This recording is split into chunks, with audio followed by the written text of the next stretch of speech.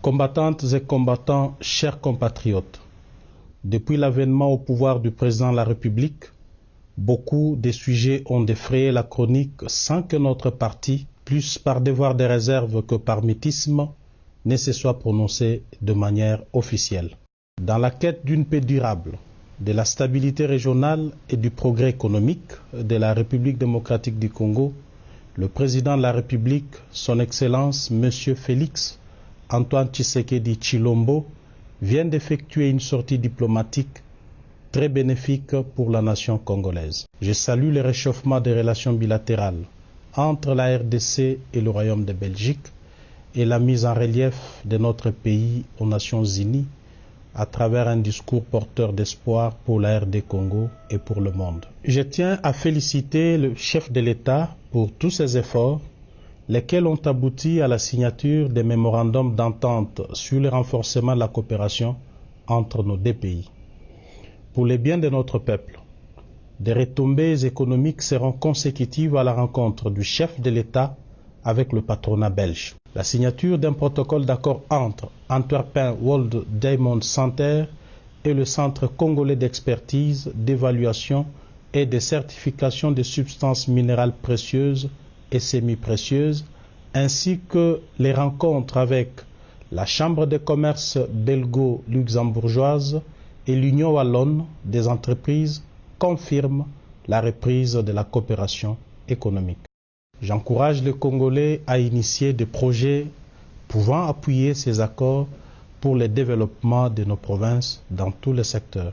J'exprime ma gratitude à nos compatriotes de la diaspora, venus très nombreux accueillir et accompagner les chefs de l'État durant tout son séjour en Belgique et aux États-Unis. L'UDPS leur restera reconnaissante. Quant au discours du président de la République aux Nations Unies, la voix de la RDC a été entendue.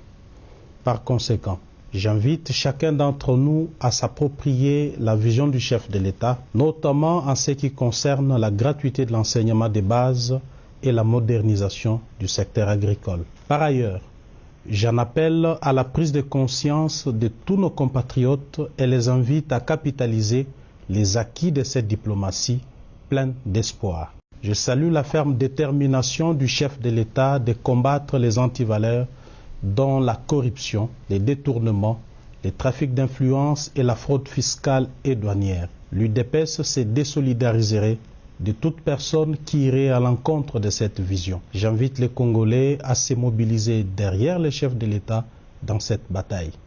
Tout en me félicitant de la signature par le membre du gouvernement de l'acte d'engagement et de bonne conduite, j'exhorte les délégués de l'UDPS en particulier et le membre du gouvernement en général à travailler uniquement pour l'intérêt des Congolais. Dans tout cela, applaudir le premier résultat, c'est bien, mais faire en sorte qu'il s'inscrive dans la durée et qu'il s'améliore, c'est encore mieux. Ne baissons pas la garde, renforçons notre idéal de construire une société plus juste et plus belle. Que vive l'Union pour la démocratie et le progrès social UDPS, que vive la République démocratique du Congo.